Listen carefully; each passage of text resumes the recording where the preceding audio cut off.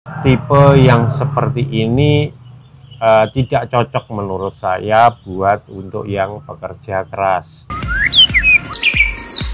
Assalamualaikum warahmatullahi wabarakatuh. Halo teman-teman, ketemu lagi dengan caraku 55.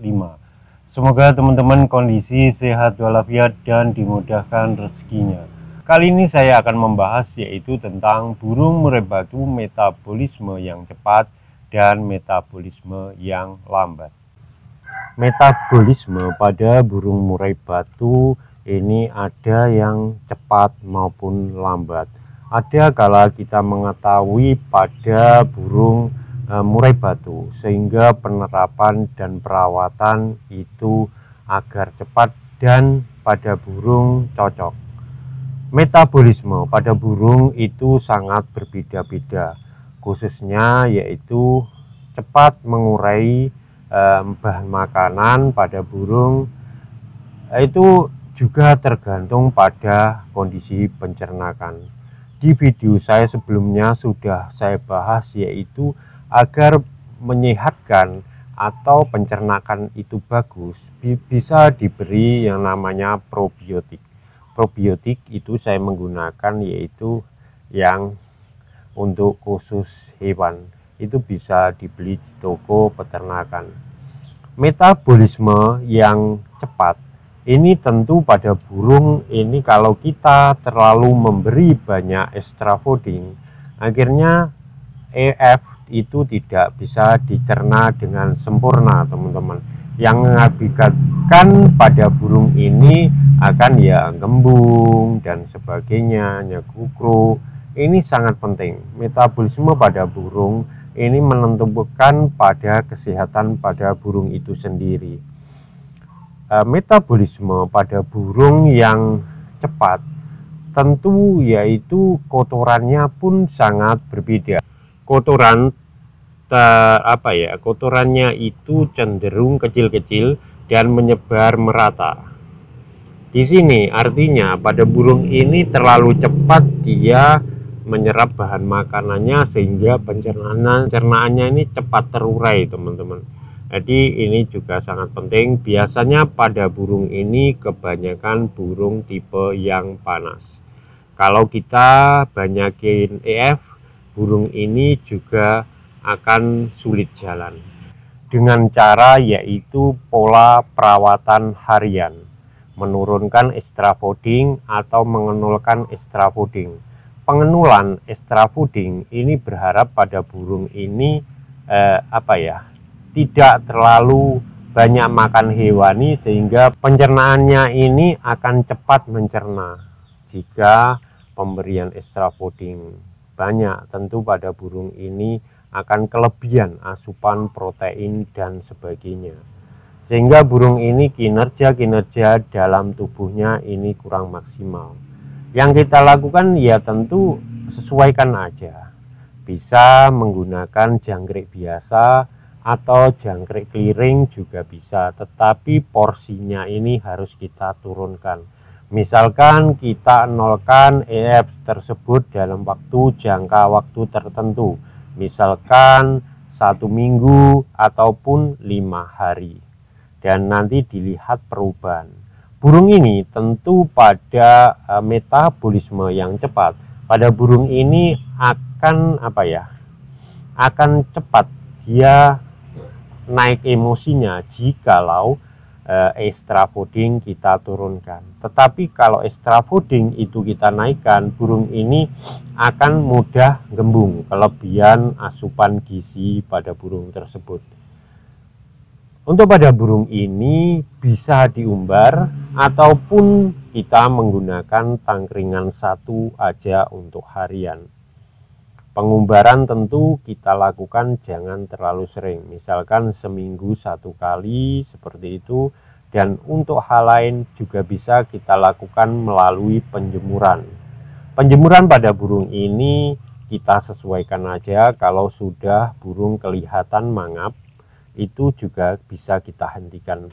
Paling tidak tentu juga setiap burung, jadi kita bisa menentukan dari saat penjemuran, ataukah sudah mangap ataukah sudah loncat-loncat. Jadi misalkan 20 menit, kalau sudah mengap loncat-loncat ya sudah, kita baru masukkan rumah kerodong lagi, ataukah 30 menit dan seterusnya.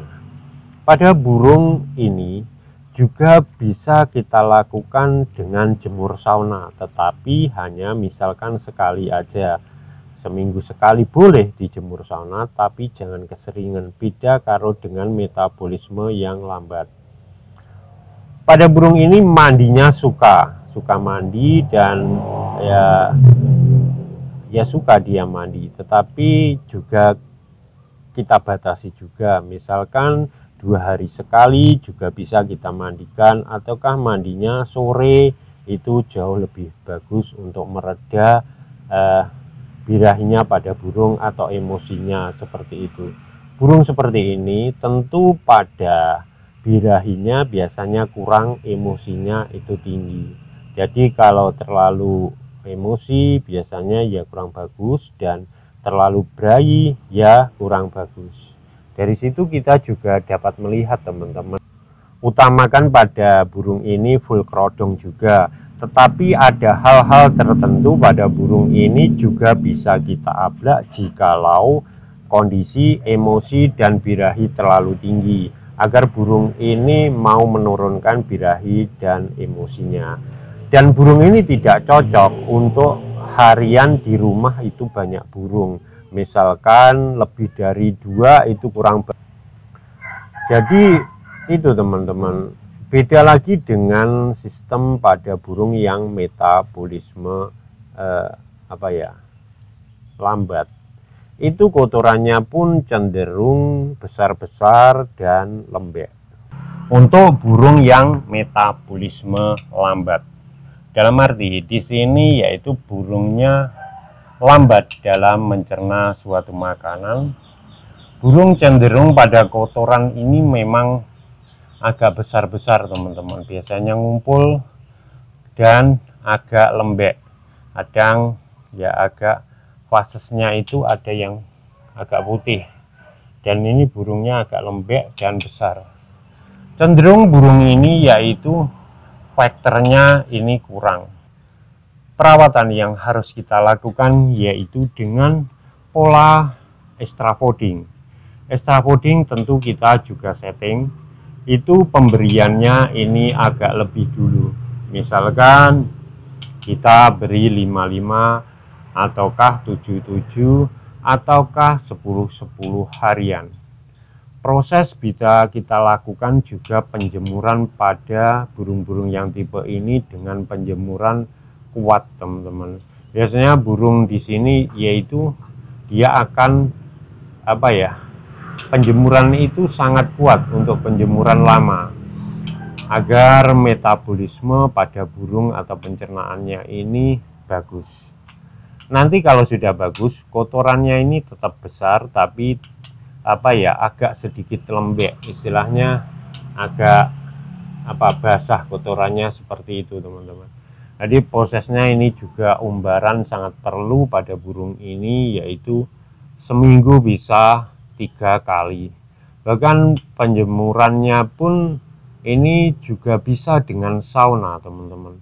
Pada burung ini sauna yang cocok yaitu sauna kerodong kering dan burung kering. Ini sangat cocok untuk tipe-tipe yang burungnya notabene itu kotorannya besar-besar atau metabolisme yang lambat. Pemberian extra fooding bisa menggunakan jangkrik terek kalau saya untuk metabolisme yang lambat teman-teman. Tentu menaikkan faktor pada burung ini pola mandinya juga berbeda. Kita mandikan hanya seminggu sekali, bahkan 2 minggu sekali tergantung kondisi burung. Untuk burung model metabolisme yang lambat ini sangat cocok yaitu mandi dulu, setelah mandi angin-anginkan baru lanjut penjemuran. Untuk menaikkan faktor pada burung ini juga menggunakan umbaran teman-teman. Memang agak kita harus memahami pada burung ini seperti halnya tipe panas dan tipe dingin.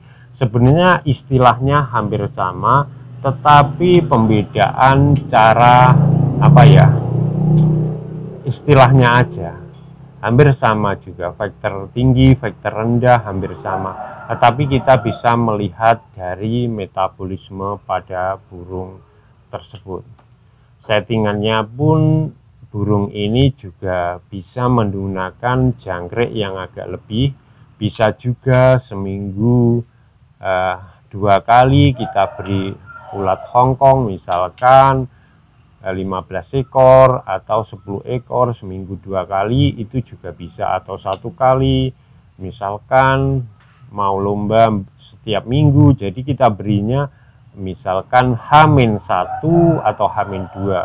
Proses mandi pada burung yang metabolisme lambat ini jangan terlalu dekat dengan lomba. Pemberian EF juga seperti itu, jangan terlalu mepet dengan mau digantangkan. Kalau terlalu mepet nanti burung belum terlalu panas, sehingga pada burung ini akan lama on, atau biasanya saat lomba di akhir lomba baru dia jalan. Memahami pada burung tipe yang seperti ini tidak cocok menurut saya buat untuk yang pekerja keras atau orang yang sibuk. Untuk metabolisme yang lambat ini kurang cocok dipelihara seperti itu teman-teman, karena prosesnya ini juga memerlukan waktu yang lama. Dia harus menjemur dengan penjemuran lama dan umbar rutin seperti itu, dan burung ini juga bisa kita full kerodong untuk menaikkan vektornya. Jadi burung ini bisa juga di rumah kita pelihara 3 atau lebih, tetapi tidak terlalu dekat. Ini agak memungkinkan pada metabolisme yang lambat ini tidak terlalu over, beda dengan yang metabolismenya cepat.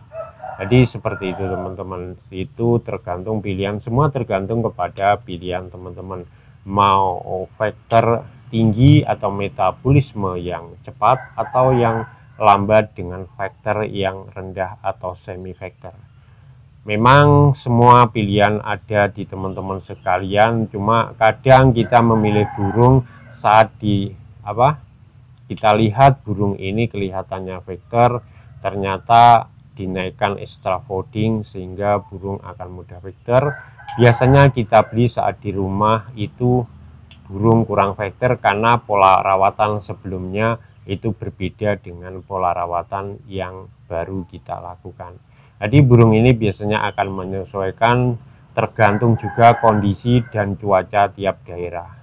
Settingan di cuaca dingin beda dengan di cuaca panas. Misalkan kita beli burung dari cuaca dingin, tentu pada kita yang daerah kita yang notabene mungkin panas, tentu settingannya juga berbeda. Harus mencari atau mengolah atau merubah pola settingan teman-teman. Jadi itu teman-teman, vitamin bisa kita gunakan, Vitacik atau Evotfit juga bisa. Kalau kondisi burung terlalu cair banget beraknya, bisa kita menggunakan dengan Super N. Dan hal lain, obat-obatan lain bisa juga yang lainnya sesuai kebutuhan pada burung tersebut. Itu aja dari saya teman-teman, semoga bermanfaat. Berbagi ilmu itu indah. Wassalamualaikum warahmatullahi wabarakatuh.